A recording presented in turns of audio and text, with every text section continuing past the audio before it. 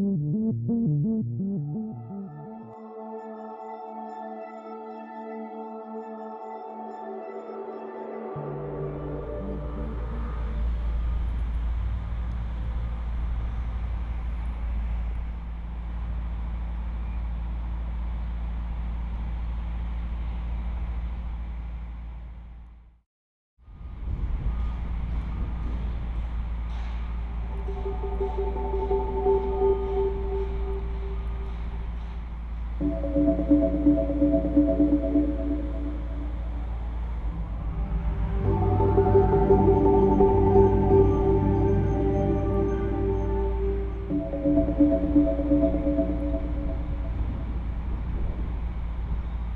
think it's palpable. I love even the drawing building across the street that's original. There is that sense of being able to step back in time.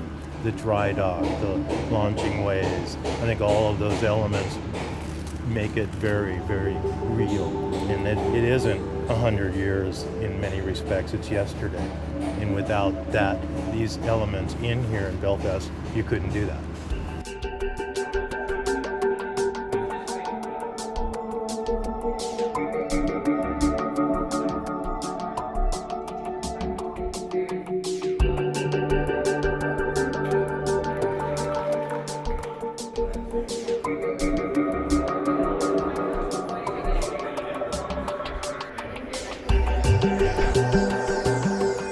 The Titanic is just one of those stories that pins down the 20th century. It's like an emotional lightning rod for people. They connect with the story because it's got everything. It's got the grandeur, it's got the pathos, you know, it's got the elegance, and it's got the futility of the whole thing at the same time, you know. The greatest ship ever built, full of the richest and most famous people in the world. The height of technology, the most sophisticated thing in the world. Less than 3 hours later, it's on the bottom of the North Atlantic. You couldn't invent it. You couldn't invent a story like it. All on the ground floor we have glazing with manifestations on it, which is telling the story of the fact that the ship was built here, the ship was designed here, the ship was sailed from here, and all the workers working on it came from here as well. So that's allowing people, as they stand here, to even outside the exhibition, to get a part of the experience of being here in Titanic Belfast. Okay, now we're just going to go inside into the atrium.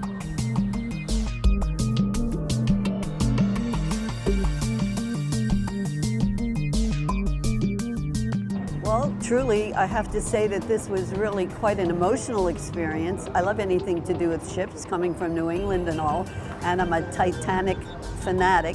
But anyway, I was really impressed at how spectacular this project is and how much work is involved in getting it ready within a year's time. To be done by next year is mind-boggling, but it's a tour I'll never forget. Creating a very immersive experience, and I like the amount of thought that's been put into how people will navigate through the different galleries, the depths to which they'll experience each aspect, and the fact that you're telling all of the stories, the engineering story and the human story, and the story of what happened afterwards and how it's affected shipbuilding and the way people approach things like that since. So it's a fascinating story from so many angles, and I think that's really going to be brought to life here.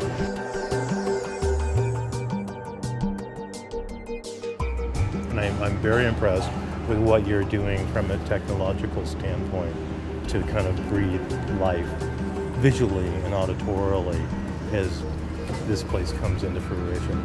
I want to come back. You'll come in across the bridge there and in here, and this gallery is all about Belfast. It's 1912. We'll tell the whole story of why Belfast, why was Belfast so prosperous. It makes it more human, it makes it more immediate.